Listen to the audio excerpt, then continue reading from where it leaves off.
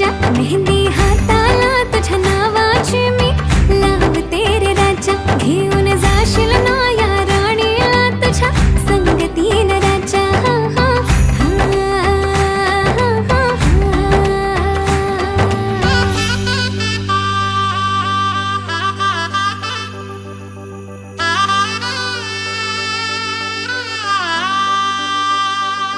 सजली ही नवरी बाई नवरोबासाठी ग, गाली हळदी चाले पा दिसते किती गोड ग. आई बाबांची लाडकी सासरला जाईल ग, सुखी राहा दिल्या घरी तो